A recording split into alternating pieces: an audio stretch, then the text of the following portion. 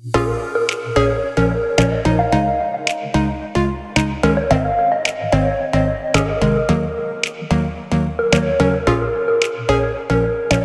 back to another episode of the Practical Church Podcast. My name is Dylan Dotson, and this show is all about helping you planting and growing healthy churches. As always, today's show is brought to you in partnership with Mission Support, and today's episode is about 6 reasons to make quicker decisions. 6 reasons why you should make quicker decisions, and one of those might be to check out Mission Support. They help pastors just like you, who probably feel like they never have enough time, energy, and expertise to get everything done, to come alongside people just like you to provide the expertise you need on the things that maybe kind of drain you so that you can focus on the things that actually matter. So things like bookkeeping, SEO, payroll, websites, a number of their back-end services. Just check out missionsupport.com today so you can talk to a guide and you can love being a pastor again. And of course, as always, if you want more from the show, check out missionsupport.com/practical. And now let's get into today's episode.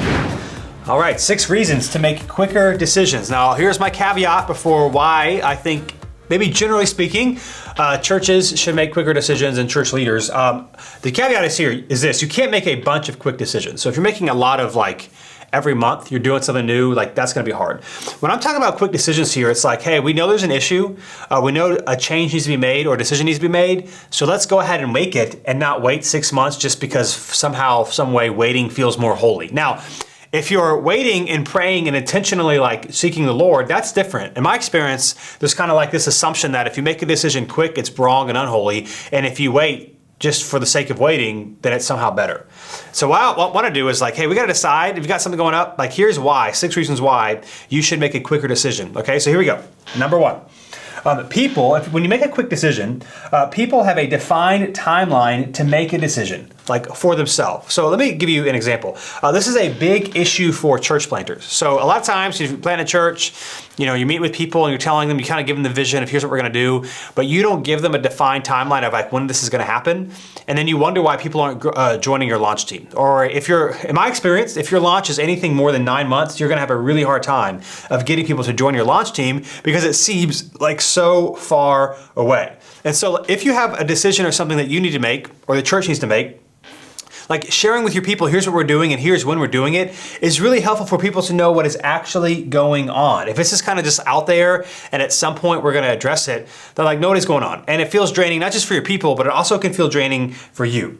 So people want a defined timeline to make a decision. And if you're going to say, hey, next week we're going to decide this, maybe with your staff or your elders or at your next meeting, that's a lot better than saying, we'll just kind of keep kicking this can down the road. And then when we feel like we need to address it, it's good. Or maybe we'll address this issue in a month or in 2 months when it really needs to be addressed sooner. And again, if you're gonna actively pursue the Lord in prayer, that's different than just hey, well, let's just take another month to kind of think about it. That's I don't think it's helpful.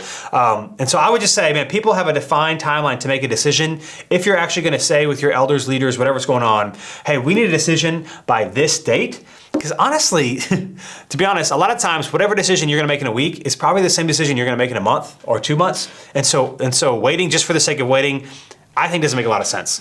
And so people have a defined timeline to make a decision. If you say, hey, by this date, we need to decide what we are going to do. So number 1, people have a defined timeline to make a decision, so you should make a decision quicker. Number 2, it gives you less wasted time for prep and planning.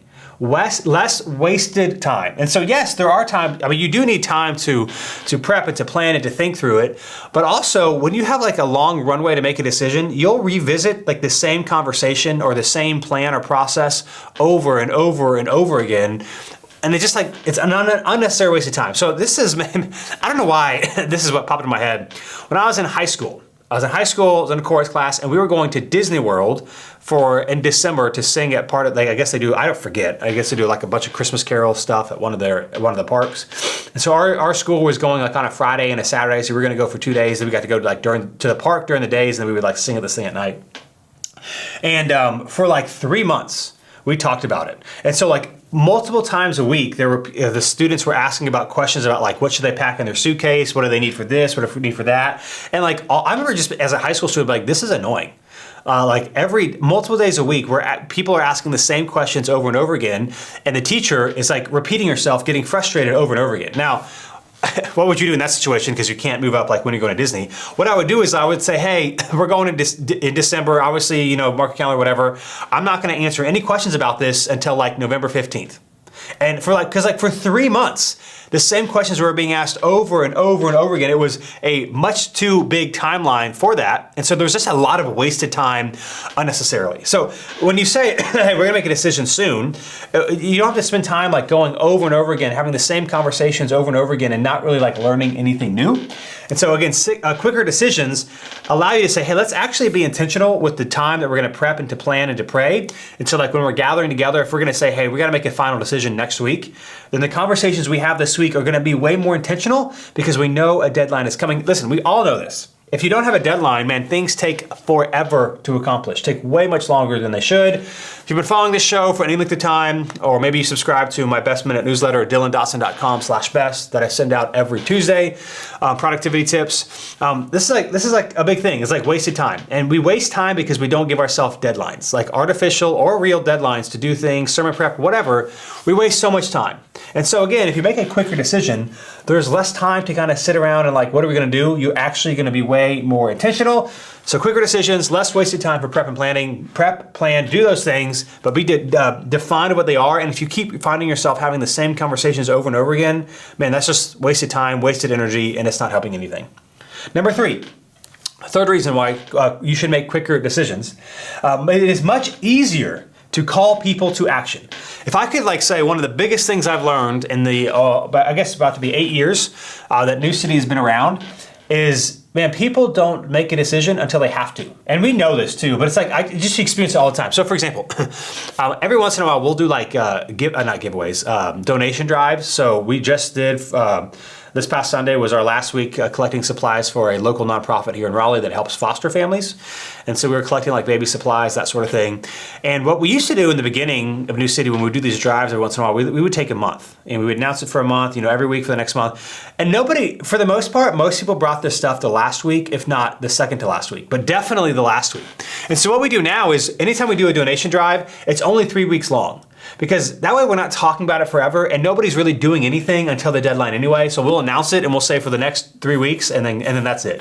Like we have these short time frames, these short windows, but then it actually calls people to action because instead of, oh, I should get to that at some point, it's like, oh, I got to get to that this week if I'm going to actually have something to donate to the donation drive that we did. So it's much easier to call people to action. Again, the church planning timeline is also like an obvious example. If I meet with you and I'm saying, hey, we're launching in 4 months, here's what we're doing, like, are you in? That's a lot easier conversation than we're launching some point maybe in a year. Now, if my whole thing on this is if you're not prepared to plant, then you should wait. You should wait and learn and develop, and you shouldn't like start talking about planting. Man, if you're ready to go, in my opinion, I know that there are exceptions to this, and so just generally speaking, like anything more than 9 months is really unhelpful. As I've shared before, New City is part of Acts 29, so I've been able to help out with a number of church planner assessments that we've done.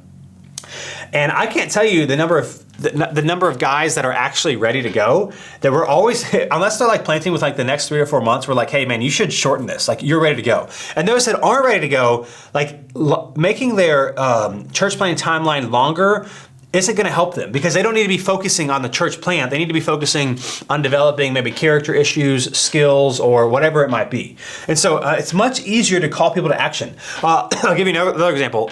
When we moved into the current building that we're in now, which we are moving out of in a couple months, long story short, there was a church that was moving out of this building and they were going to basically like, hey, we've got, they were currently in a lease. And so they're looking for churches to take over their sublease. And then, if they want to stay longer to do their own lease with the landlord. So long story short, I was like, hey, we're super interested. Can you not tell anybody, give us 2 weeks. So like, don't go like telling other people about this building yet. Give me 2 weeks so we can actually try to raise some money. And I'll tell you for sure in 2 weeks if we can like take this building and take over your sublease.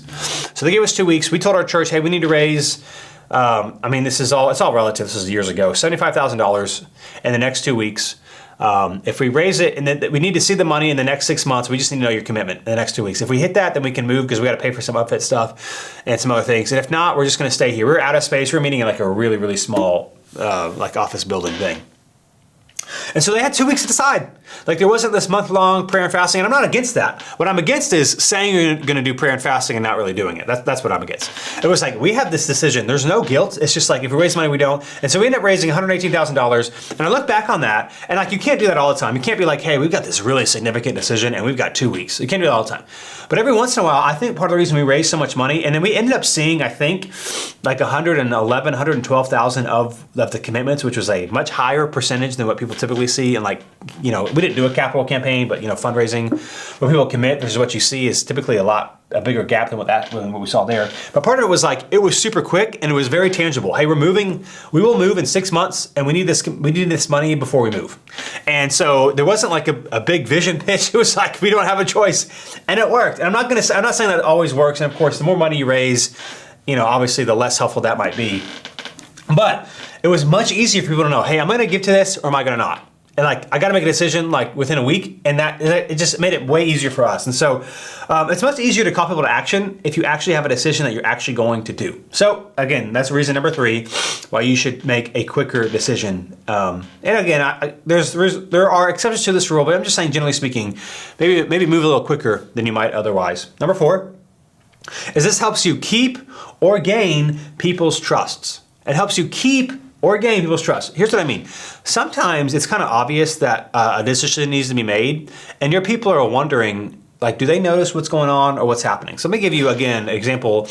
Years ago at our first space, we went from 1 to 2 services, and we did, for us back then, our services were shorter than they are now. I preached shorter. We had less things going on.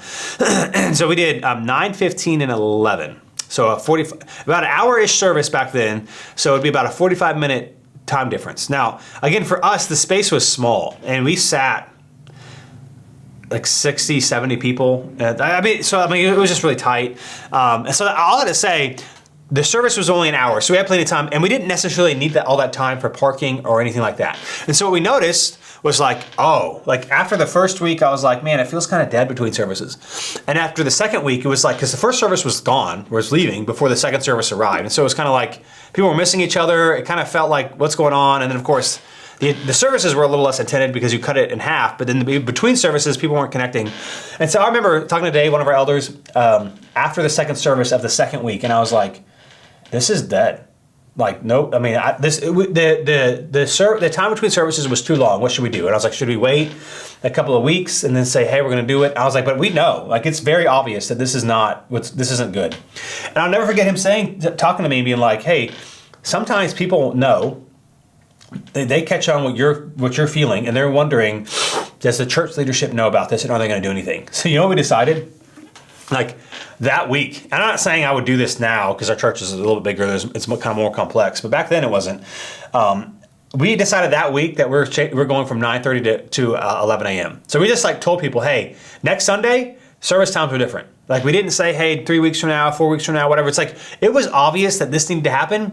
And so we made the decision quicker. And so there's a lot more maybe examples of that. Maybe time you can think of that. But I could say it helps keep people's trust, because sometimes they notice something needs to happen and they're wondering what's going on, or gain people's trust. Because it's like, hey, we made this decision, and maybe they're not paying attention to it as much as you are, obviously, because you're on staff, you're doing this thing. But if you can articulate, hey, we made this decision, here's why we're going to tweak it, because this isn't working, and here's why. Like, I think it just shows people, it's like, wow, they're really thinking through these things. That makes a lot of sense. And so quick decisions, especially on something that's kind of obvious to people, like why are we running, I don't know, trying to give some examples that maybe might be relevant to you. Why are we running groups this way? Or why do we do serving this way? Or maybe like for staff, if you're having a hard time getting connect cards and they're like, obviously the average church person wouldn't know that, but your staff might know that. Like, what are we doing here? And so acknowledging, hey, something needs to be done, and then doing it quickly shows people that you're cared. Now, again, you go back to my kind of caveat in the beginning, you can't make a bunch of quick decisions. And so when we moved into this building, let's say a year later, I don't know, there was another opportunity to go somewhere else, and we were like, hey guys, listen, we got 2 weeks. Like, you can't do that all the time. But you can do it. I think that's my point. It's like, but you can do it. I think a lot of times people just like don't do it. So number 4, it allows you to keep or gain people's trust if they also notice, hey, what's going on here? And they might be wondering why the leadership is not doing anything about it. So that's the reason why you might want to make a quicker decision. Let's see, number 5. Instincts are more effective than you think. So I want to talk about this for a little bit. Your instincts, your gut reaction is often more effective than you might think. So there's a book by Malcolm Gladwell called Blink, The Power of Thinking Without Thinking. So it's called Blink, The Power of Thinking Without Thinking. I read this probably 3 years ago now, so it's been a while. But it's kind of like a psychological book of like how the human brain works and how we make decisions. And what was fascinating about the book is, there's like, I forget how the terminology they use, but they talked about like big decisions and small decisions. Like some decisions, like should your church move locations, is a big deal. Some small decisions, like should we change how we administer communion or something like that. Could be small or big. What they found in like the research and how it works, and again, it's kind of this hard because they would use examples of like a sculptor who was like an expertise, and they would see these sculptures and they would see them, and like instantly these expert sculptors would notice that something is wrong about the sculpture, but they couldn't tell why. Or like, so maybe like the material was fake or there was something wrong with it. They talk about like artists, that sort of thing, people who had these like gut reactions to things, who are an expert in their field. They see something and they can't tell you why there's a problem, at least not right away, but somehow, some way they know it's a problem. And the book was just talking about, kind of like our unconscious and how we learn, and how like, even if we can't articulate something yet, a lot of times we can tell if there's an issue if you're like really well-versed in a particular thing. For example, maybe if you preach a lot and you hear a sermon and you're like, the sermon wasn't bad, but something was off about it, and I don't really know why, but like that just wasn't great. Or maybe like yourself, maybe you're like, that sermon, like I missed on something, and everyone's like, yeah, that's fine, it was good. But it's like, no, but I missed on something. And so long story short, one of the findings that they found, this is generally speaking, not always true, but one of the findings that you find out kind of towards the end of the book is that basically kind of where, I guess Malcolm kind of fell on this, or maybe some of the research found on this, is that gut decisions on big decisions are surprisingly helpful. In other words, if you have a big decision you have to make, whatever your gut says you're supposed to do, oftentimes is what you're supposed to do. And if it's a small decision, that is the decision that you might want to spend some more time thinking about. And so it's just like, kind of goes against the grain. Like you would assume, small decision, let's go with our gut. Big decision, let's take a long time. But kind of the research kind of showed that like, no, if you have a big kind of looming decision, whatever your gut is telling you is probably the right decision. And if it's a small decision, because maybe you're not as familiar with it, you're not as an expert in it, the scales aren't as heavy if you choose the wrong decision. And so like you just like have historically in your life not spent a lot of time thinking about it.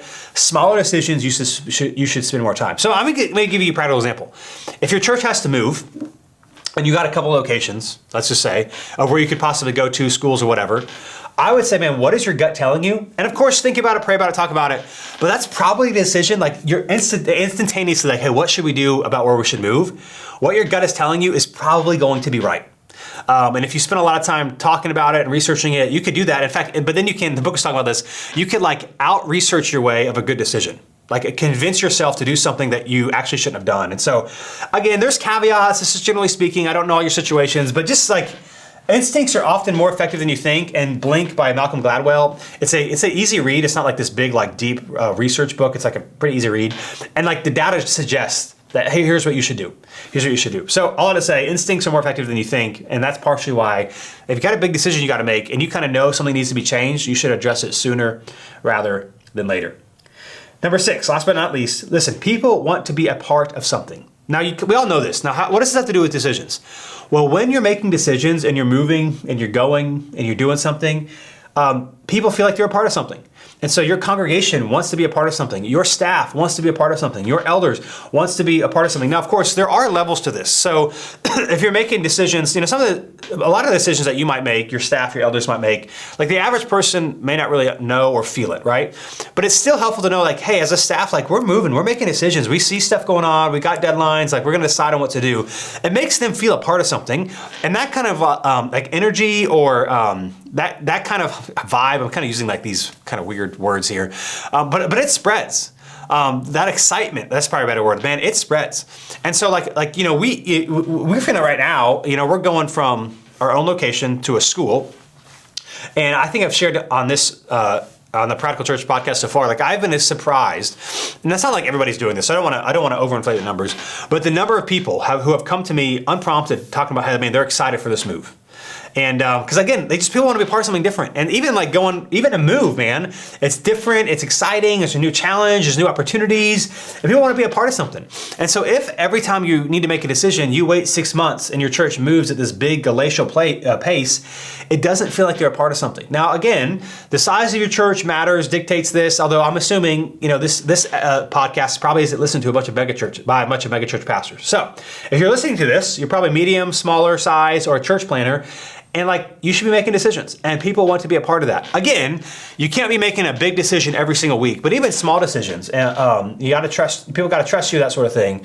But hey, if we see something, man, we're going to go after it because people want to be a part of something. And if nothing ever changes and decisions are never made and frustration just kind of sits there, or comfortability just kind of sits there, it doesn't feel like people are a part of something. And so maybe that, if anything else, that might spur you on to make a decision that needs to be made because people want to be a part of something that it feels like is moving forward.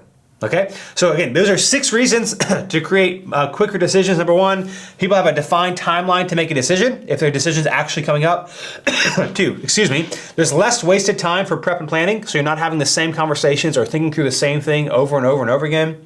Number 3, it's much easier to call people to action if you're making something on a decision on a shorter timeline, because people got to say, hey, am I doing this or am I not? Number 4, it allows you to keep or gain people's trust. If they see there's an issue and they're wondering why, man, the leadership's not doing anything about it, you're going to lose trust. Number 5, instincts are more effective than you think, especially on big decisions. So again, the book Blink by Malcolm Gladwell would be helpful. And then lastly, number 6, people want to be a part of something. Your congregation, your staff, your elders, they want to be a part of something. And so making decisions as opposed to keeping everything status quo forever doesn't feel like you're a part of something. And those are 6 reasons why you should make quicker decisions. Here is my observation for this episode. Remember this, people have more questions than you think. People have more questions than you think. So we can maybe get caught in the trap of, if we talk about maybe making an announcement, or we're doing something, or we made a decision, and there's not a lot of questions, that people are they don't have any questions. The reality is, some people are more willing to ask questions than others. Maybe they're more extroverted, or they're more, I don't know, for whatever reason, maybe they know you better, so they feel it's not as intimidating.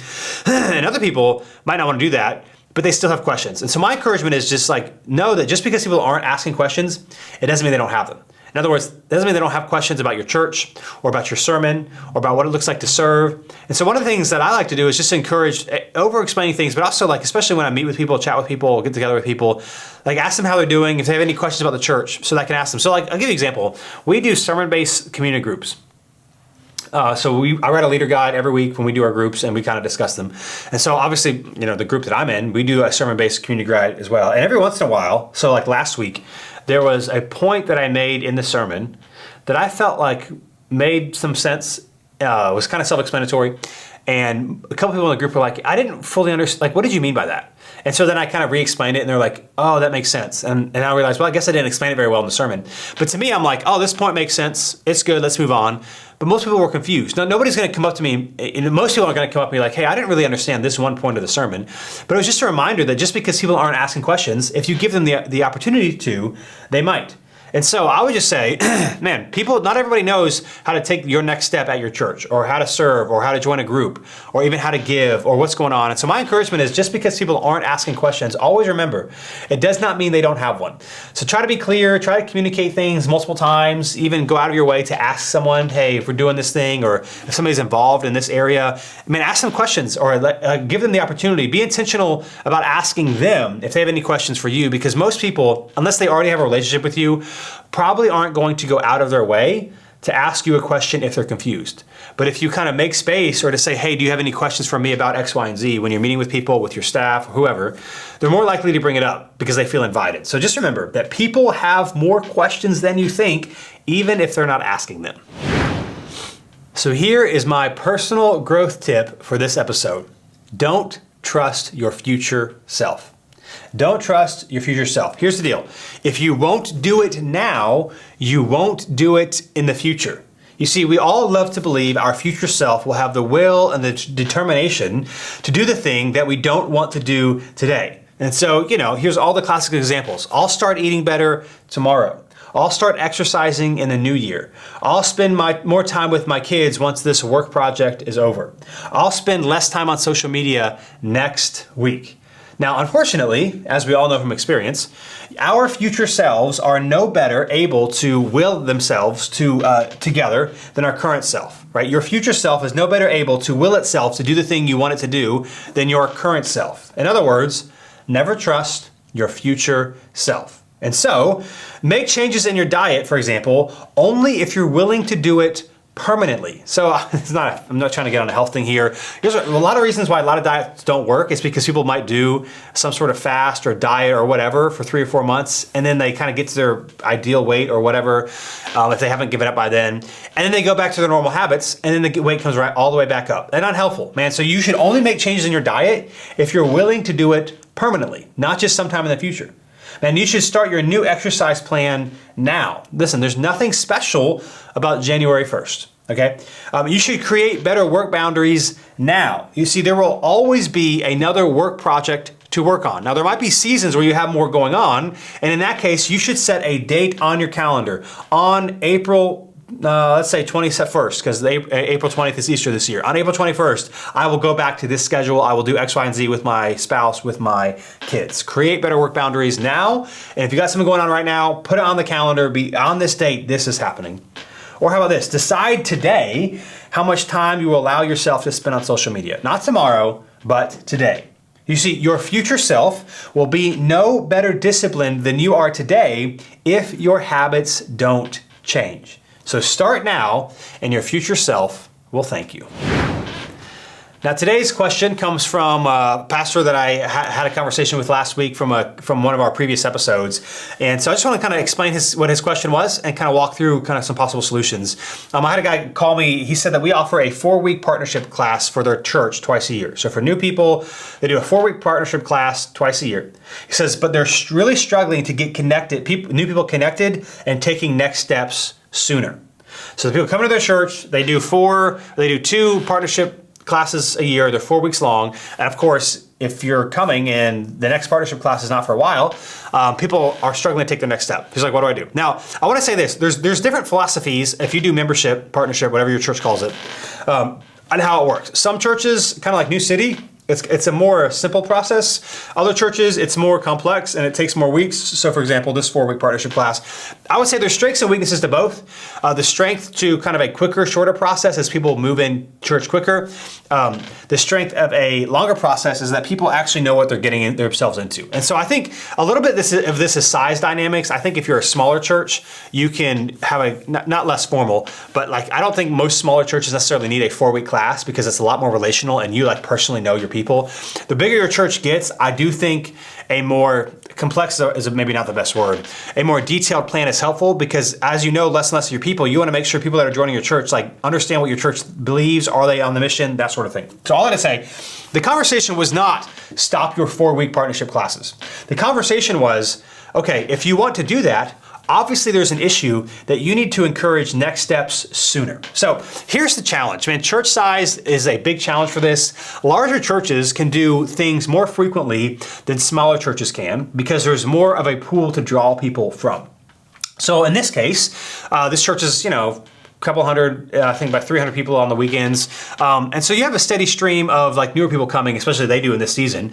So they could still, for example, keep their 4-week partnership class twice a year if they want and do like a monthly kind of maybe lunch once a month after service, where they kind of share here's how you get connected to our church. You don't have to go through all the things, but here's who we are, here's our history, here's how to get connected, here's your next step, and by the way, the partnership class, if you're interested, is on X date. For us, like we do something called a weekender. Again, this is just like for real, being real, giving our size dynamics. A lot of churches that we got this from that do the weekender offer it about every 6 weeks. So for us, it's a Friday night class, and then they come on Sunday and they serve and they learn a few more things. Now, when you have a steady influx of a lot of new people, it's easy to do that sooner. If you're kind of our size, you don't always have tons and tons of new people all the time. And so doing it every 6 weeks is tough for us. So what we've settled on is we do it once every 8 weeks so that we can mention it at the end of service every week. Anything longer than that, especially like right after our most previous weekender. 8 weeks from now is like a long time, but we want to mention it every week because again, for us, we used to do something once a quarter. It was pretty infrequent, and if you couldn't make that, the one that we did once a quarter, we did a Discover lunch. We walked through everything. Then you could be waiting 6 months. And what we found is like, someone's been coming for a few months. Let's say they missed the first lunch, the Discover lunch. Then they feel like, well, I don't ever need to go to that because I'm already connected. And it's like, no, we really do want you to go to it. And so what we do at New City is we have something called a Weekender, and we mention it at the end of service every single week. And we say, hey, if you're newer or you have never been, this is your next step. And so my encouragement is, whatever you do about partnership membership, you should try to have something at least maybe every 2 months for newer people at your church to get connected. And it doesn't have to be this big thing. It could kind of be kind of a smaller thing or deal, whatever. But their struggle was like, hey, if you want people to get connected sooner, you have to be clear on what their next step is. And if it's a 4-week class, that's kind of a high bar. And so if that's like the next thing for them to do, like they're probably not gonna, like if I'm new to your church and you've got a 4-week membership class and it starts in 3 weeks, like that to me is a big commitment. And I'm not even sure like, I know about this church. I don't really want to go through a membership class, if I've only been here for 3 weeks. And so if I have to wait for 6 months for the next one, or I guess 7 months after this one's done, like that's a long time. And maybe I want to get connected sooner or learn more, and there's just not like a space available for me. So all that to say, if you have a membership partnership process, I'm not saying change that, but if it is infrequent, or if it's kind of like a higher bar of entry, like a 4-week class is a pretty high bar of entry, you should do something more frequent, maybe more informal, that you can be clear on like, hey, if you're new, I think what the things we've found more helpful with the Weekender that we went to this past summer is that we can say every Sunday, if you're new or you have never been, this is your next step. This is your next step. So my encouragement is, man, find something that you can tell your people, whatever it is. And maybe you're like this brand new church plant and you don't have, class or thing to set up. You could also say, hey, if you're new here, serving is your next step. Or joining a group is if you're new, joining a group is your next step. I would just try to like communicate, hey, if I'm new, what do you want me to do? And just tell me one thing. Now, a New City, you can sign up for a group before you go to the Weekender. You can even express interest and potentially start serving before you go to the Weekender. Although once you start serving, we're gonna say, hey, you have to go to this at some point. That's up to you. Like, we're not gonna say no, but we're not asking you to do multiple things. And I think that's where some churches maybe run into an issue. If you're new, it's like, I can serve, I can give, I can join a group, I should go to this Discover lunch or this partnership class or whatever. It's just like, tell me what to do. And so my encouragement is to find one thing that you can maybe every single week tell new people. If you're new, or in our case, have never been, the Weekender is your next step. I think that would be helpful. As always, man, thanks so much for joining me today on the Practical Church podcast. If you want more from the show, missionsupport.com/practical. And if you want more from me, you can go to dylandawson.com/best to get the Best Minute newsletter. And listen, don't forget, if you're struggling, if you got stuff going on and you need to make a quick decision on some of this stuff that's like draining you of ministry, of life, you need to check out Mission Support, because they do a ton of behind the scenes and maybe front of scenes, if that's a word, things that like might not be in your skill set and they might drain you. So SEO, bookkeeping, websites, social media, all the different things. Book a call today, missionsupport.com. Best of all, they don't lock you into any long-term contracts. So you can use it as long as it's helpful for you and move on if it's not. So check out missionsupport.com, as they will help you love to be a pastor again. And I'll be back with you in 2 weeks for another episode of the Practical Church podcast.